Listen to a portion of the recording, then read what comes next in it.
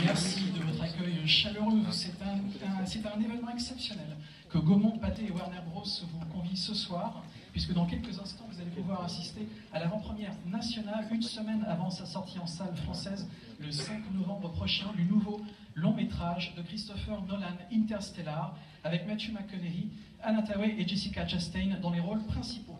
Une avant-première exceptionnelle à plusieurs niveaux, puisqu'elle sera précédée d'une présentation du film par Christopher Nolan lui-même sur cette scène. Calmez-vous. Sur cette scène, Christopher Nolan, bien sûr, on ne le présente plus, il nous a offert déjà Memento, Insomnia, Le Prestige, Inception et bien sûr la trilogie Batman Dark Knight. Une présentation qui sera retransmise, qui est retransmise en direct en ce moment même dans les cinémas Pathé Gaumont de Ivry, Sénart, Avignon, Caen, Le Mans, Lyon, Marseille, Montpellier, Nantes, Rennes, Rouen et Toulouse. Une présentation qui sera animée par Fabrice Leclerc, ici présent à mes côtés, rédacteur en chef, vous pouvez l'applaudir. Rédacteur en chef de Studio Cinelive. Alors, pendant la présentation, vous pouvez partager vos réactions sur Twitter avec le hashtag Interstellar. Vous pouvez également prendre des photos, mais bien sûr, veillez à bien mettre vos téléphones portables sur silencieux. Et maintenant, je vous propose d'accueillir à nos côtés sur scène le producteur, co-scénariste et réalisateur d'Interstellar, Monsieur Christopher Nolan.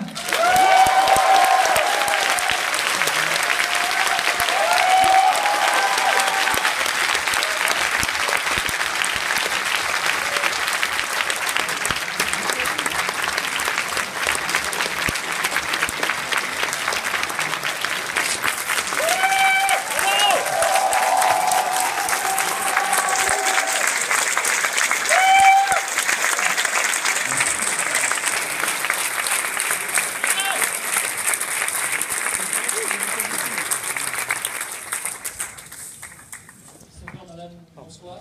Bonsoir. Merci d'être là. Je peux vous le dire, j'ai parlé un peu avec des gens avant la séance. Il y a beaucoup de fans de vous qui sont là ce soir. Vous avez beaucoup de fans en France. Voilà, donc ils sont très heureux de vous rencontrer. Nous aussi, évidemment. La première question que je voulais vous poser, où placez-vous Interstellar dans votre filmographie? Pourquoi ce film aujourd'hui? Est-ce qu'il a une signification particulière? Est-ce que c'était le bon moment pour faire Interstellar? I've always been a fan of science fiction. Some of my earliest, most inspiring movie-going experiences were as a child, going to see the first Star Wars with George Lucas when I was 7 years old. And when that film succeeded the way it did, they re-released Kubrick's 2001, and saw that when I was a child. And that experience I had of seeing a sense of the possibility of the big screen and where it could take you is one of the reasons I became a filmmaker. And so it's always been in the back of my mind to try and take on this kind of large-scale science fiction project. And with Interstellar, that dream for me finally came true. En fait, j'ai toujours été fan de science-fiction. C'est quelque chose qui m'a toujours inspiré. Étant enfant moi-même, je me rappelle par exemple que j'ai été voir La Guerre des Étoiles, j'avais 7 ans à l'époque, et ça a vraiment été quelque chose de très important pour moi. Et quand le film La Guerre des Étoiles est sorti, ça a eu tellement de succès qu'il y a eu d'autres films qui sont ressortis à cette époque-là, notamment 2001 de Stanley Kubrick, que j'ai encore une fois vu étant enfant. Donc évidemment, ça a été une expérience qui a été vraiment fondamentale pour moi et qui m'a fait comprendre tous les possibles du cinéma. Et c'est sans doute là que l'on peut voir le point de départ, l'origine de mon envie d'être réalisateur. Alors une question qui est forcément difficile parce que qui dit Christopher Nolan dit un cinéma extrêmement riche, des films extrêmement riches et des films aussi toujours très mystérieux. C'est une des marques de fabrique de Christopher Nolan et c'est pour ça aussi qu'on est assez fasciné de son travail. Quels sont, si on peut en parler et de la manière dont vous voulez en parler, quels sont selon vous les thèmes d'Interstellar? Ils sont multiples, je pense quand même. Well, I don't want to say too much about it right before the audience sees it, because it's a film that's meant to be interpreted how people want to interpret it. There are things that are important to me about it. I care very much for the characters and the emotional story. only thing I really want to say to people before they see it is there is no test afterwards. It's not about learning the science or a crossword puzzle or anything. It's really a journey that I want the audience to go on and hopefully be emotionally involved with and excited by.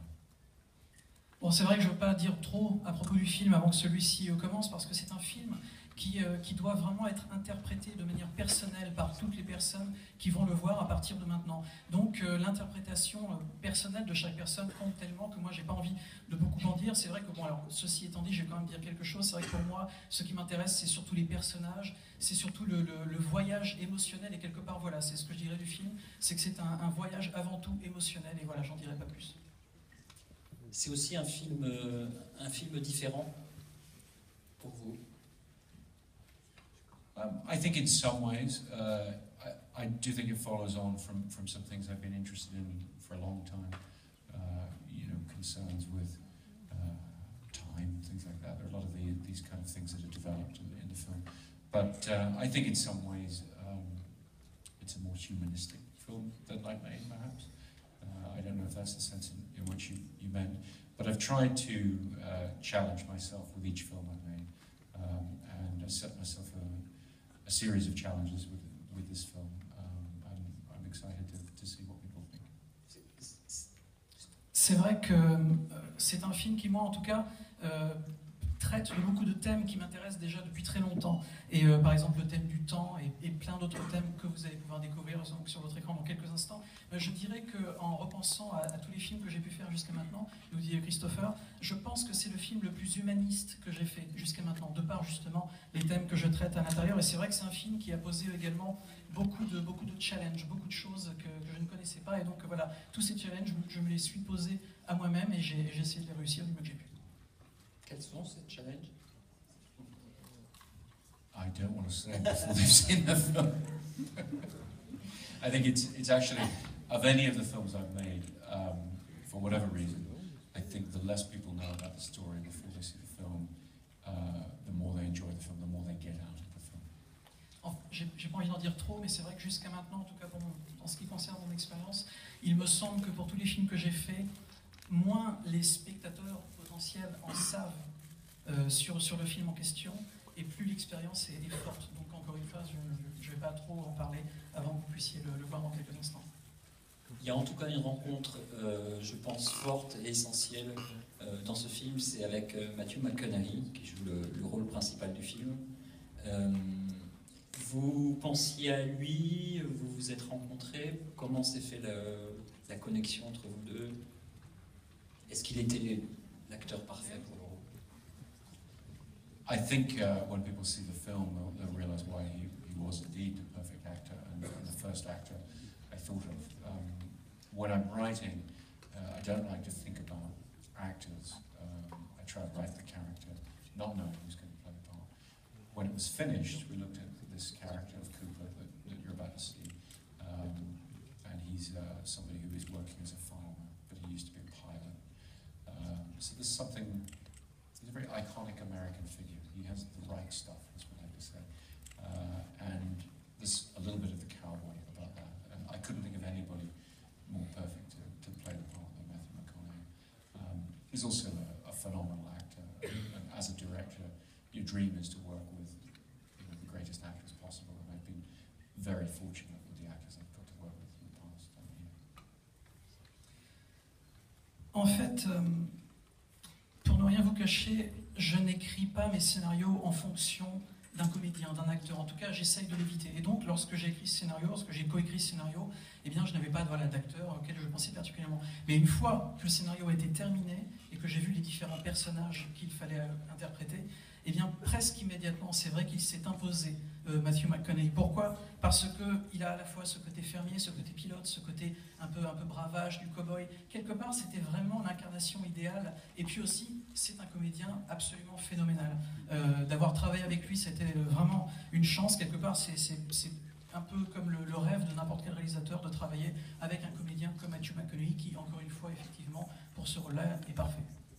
Si on évoque Jessica Chastain et Anna Thaoué, elles sont les personnages des films de Christopher Nolan, des femmes apparemment fragiles, mais qui se révèlent beaucoup moins fragiles qu'on le croit finalement. I don't want to say too much about them because I think part of the pleasure for me, is just watching films to discover the great work these actresses have done. All I really want to say is, they're fantastic actors, and both a real pleasure to work with. In the case of Anne, I'd worked with her before, and I knew how great she would be. Jessica, I hadn't worked with her, just admired her work for Terrence Malick and other great directors. I'm very impressed with what she's done in the film. I think you're in for a treat. Encore une fois, je ne veux pas en dire trop à propos du film avant que vous ne le découvriez par vous-même, mais je dirais quand même que c'est évident, mais il faut avoir quand même un réel plaisir de travailler avec des comédiennes aussi talentueuses que Anna Thaouet et Jessica Chastain. Ce sont des comédiennes qui sont absolument fantastiques. J'avais déjà, me dit-il, travaillé avec Anna Thaouet par le passé. Je savais déjà qu'elle était très talentueuse. En ce qui concerne Jessica, je n'avais évidemment pas travaillé avec elle, mais bon, je savais que c'était une comédienne formidable. Il suffit de la voir dans un film, par exemple, comme le film de Terrence Malick, pour s'en rendre compte. Et voilà, encore une fois, vous allez pouvoir voir dans quelques instants à quel point elles sont talentueuses. Il y a toujours, moi, quelque chose qui m'a fasciné chez vous, c'est votre goût et votre capacité à garder le mystère et à garder le secret. Et dans une époque aujourd'hui où on est sursaturé d'informations, de Twitter à Facebook, et où l'information fuse partout, vous arrivez, vous, à garder le mystère. Le mystère est essentiel pour vous au cinéma? For me, it's very important to preserve the mystery of the project you're working on. It takes a very long time to make a film. The quickest I could ever make a film is about 2 years. And so, if you don't try to keep your secrets, if you don't try to keep the nature of the project secret, you risk, by the time the film comes out, audiences knowing far too much about it, so the experience won't be fresh for them. What's exciting about Interstellar is to know that most of the people coming to watch the film really don't know so much about it. Obviously, that's a marketing challenge when you're saying to people, you can't just say to people, come and see the film, it'll be great, trust me. You have to give people some sense of what it's about. But really, I think, for me, wanting to know, as a filmgoer, wanting to know about a movie, it's like wanting to know, what your Christmas present is. You want to know, but you know you're going to appreciate it more if you wait and you open the present on Christmas morning. So, we try to keep things under wraps for the audience. C'est vrai que pour moi, c'est important de garder cette part de mystère parce que, en ce qui me concerne, c'est vrai que je passe beaucoup de temps à faire un film. Il me semble que le film que j'ai fait le plus rapidement jusqu'à maintenant, j'ai dû passer 2 ans à le faire, donc ça prend vraiment beaucoup de temps. Et si on n'essaye pas de sauvegarder ce mystère, de sauvegarder le secret autour du film, autour des thèmes, autour de tout ce qui fait un film, eh bien, lorsque le film va sortir, le public en saura un petit peu trop. Et son l'expérience du public, eh bien, ne sera pas aussi fraîche et aussi nouvelle, aussi excitante qu'elle pourrait l'être si vraiment ils en savent le moins possible. C'est un peu comme lorsqu'on est enfant et que l'on a vraiment très envie de savoir ce que l'on va avoir à Noël et qu'il y a des cadeaux, ils sont là, il n'y a pas que autour, et on se dit « Ah, je pourrais l'ouvrir et comme ça je saurais ce qu'il y a ». Mais quelque part, c'est tellement plus agréable de ne pas toucher au paquet, d'attendre le dernier moment et de découvrir le jour de Noël ce qu'il y a dans le cadeau. Pour moi, voilà, c'est un peu l'image que j'ai pour vous expliquer à quel point, encore une fois, ce secret, ce mystère qui entoure un film, j'essaie de le sauvegarder le plus possible. Vous allez voir, c'est un beau cadeau de Noël à la fin octobre. Vous avez beaucoup travaillé sur ce film, comme sur les autres, mais particulièrement sur celui-là, sur l'image et sur le son. Là encore, sans trop en dire, mais on peut quand même en dire, vous aviez une volonté là aussi du retour à un cinéma le plus sensitif possible. Really, for me, the idea of taking on space exploration had to be combined with the idea of trying to give that a certain amount of realism. There have been brilliant films in the past, a couple of which I've mentioned, that have taken on this kind of subject matter very well. One other film that we looked at right before we started making the film was Philip Kaufman's The Right Stuff, and the techniques employed by that film back in 1983 hold up incredibly well every time. And so we really try to push in the direction of not using green screen, not using entirely computer-generated images. Wherever possible, we try to shoot things and put the actors into the real scenes. It'll be for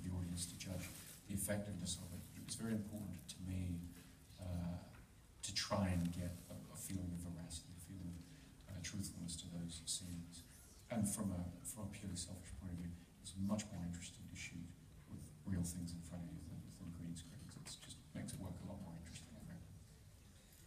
Vous savez, moi, ce thème de l'exploration spatiale, ça m'intéresse depuis déjà longtemps, et c'est vrai que je voulais rendre compte de cette exploration spatiale avec le maximum de réalisme possible, dit Christopher Nolan.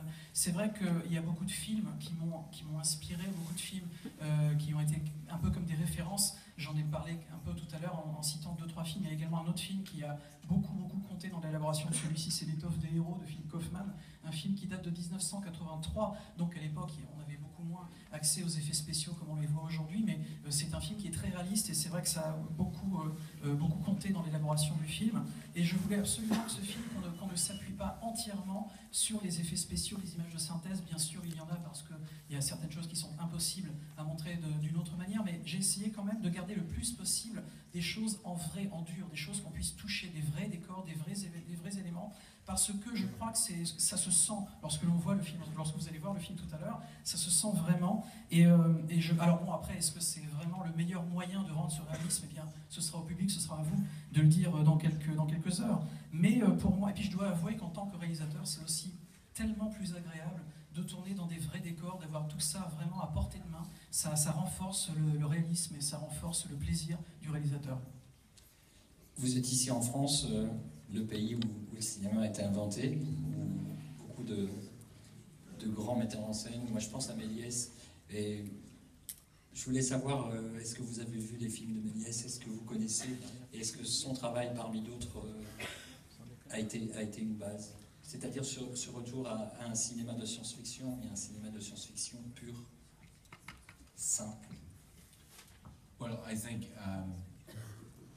really for me, the magic of Méliès was I'd seen extracts before, and then really after Scorsese's film Hugo came out, I got even more interested to look at the complete films, and you can get them, and I showed them to my children, who appreciated them greatly.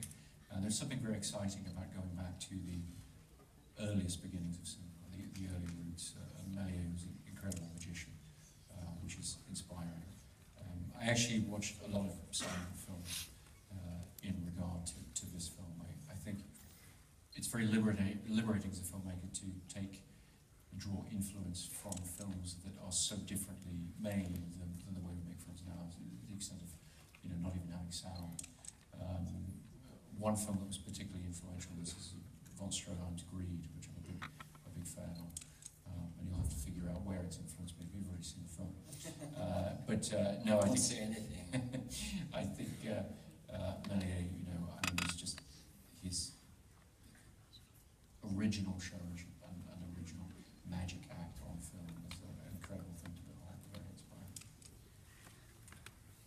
Vous savez, c'est vrai que j'ai toujours été intéressé par beaucoup de cinéastes qui sont effectivement des influences quelque part, parce qu'on a toujours les influences des films qu'on a pu voir, que ce soit conscient ou non. Et vous parliez de Georges Méliès, effectivement, Georges Méliès, c'est quelqu'un dont j'ai vu quelques petits passages de certains films à l'école, il y a très longtemps. J'ai vu quelques petits extraits et ça m'avait vraiment intéressé de manière à ce que ça m'a finalement poussé à rechercher les films, après par la suite, par moi-même, rechercher les films et puis les voir dans leur ensemble, dans leur entier, parce que c'est effectivement une source d'inspiration formidable pour un réalisateur aujourd'hui, ce retour au tout début du cinéma et à ce que les gens étaient capables de faire à l'époque avec des moyens, faire des films avec vraiment des moyens, des techniques qu'aujourd'hui on a presque complètement oublié avec les nouvelles techniques qu'on a aujourd'hui. Et moi je voulais revenir à cela, c'est que je trouve que c'est une source d'inspiration formidable.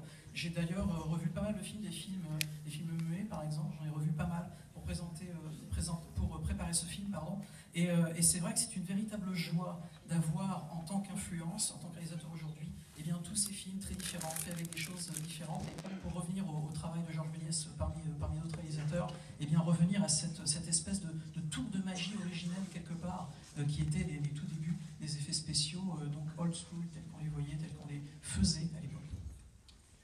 On a plein de questions à vous poser, mais on va préserver le secret parce que c'est essentiel dans un film de Christopher Nolan, le secret et le mystère. Et il faut vraiment prendre son plaisir en voyant le film. J'ai une dernière question. Vous êtes sûrement l'un des plus grands metteurs en scène contemporains aujourd'hui dans le cinéma. Quelle est, vous, votre définition du cinéma? I think to construct a definition of cinema me, it's something you feel more than you think. I think there are certain examples of pure cinema. I think Kubrick's 2001 is one of them. I think my definition of pure cinema is a film experience. It cannot be anything else. It cannot be a novel. It cannot be a radio play. It cannot be a stage play. It has to be a movie. And what defines that? I don't know, but you know it when you see it. When you see 2001 or Lawrence of Arabia or The Thin Red Line. These are things that can only be films. That to me is as best as I can give it a definition of cinema. And as far as retaining the mystery, I thank you for that. But you only have to retain it for about another minute, so that's okay. Écoutez, donner une définition du cinéma, je crois que c'est quelque chose de vraiment très difficile. En tout cas, pour moi, c'est très difficile. Mais c'est vrai que c'est assez rare de voir des films aussi purs, quelque part, qui donnent vraiment une aussi pure définition du terme cinéma tel que moi je l'envisage, qu'un film, par exemple, comme 2001, Odyssée de l'espace de Stanley Kubrick. Pour moi, un film de cinéma, le cinéma, c'est quelque chose qui ne peut pas être quelque chose d'autre. Ça ne peut pas être un film, ça ne pourrait pas être une pièce de théâtre, ça pourrait être absolument rien d'autre. C'est vraiment quelque chose qui appartient à ce médium en tant que tel. Et c'est assez difficile, quelque part, de définir cela. Mais c'est vrai que lorsqu'on pense à des films comme 2001, par exemple, ou quand on pense à un film, par exemple, comme Laurence d'Arabie, eh bien, ce sont des films que l'on ne peut pas envisager autrement qu'avec ce médium, qu'avec le médium qui est le cinéma. Donc voilà, et merci encore d'avoir su sauvegarder le secret qui a entouré le film jusqu'à ces derniers instants. Ben voilà, je crois qu'il faut qu'on y aille. Le plus grand plaisir, c'est quand même de voir ces images sur grand écran. Vous n'allez pas être déçus. Christopher Nolan, merci.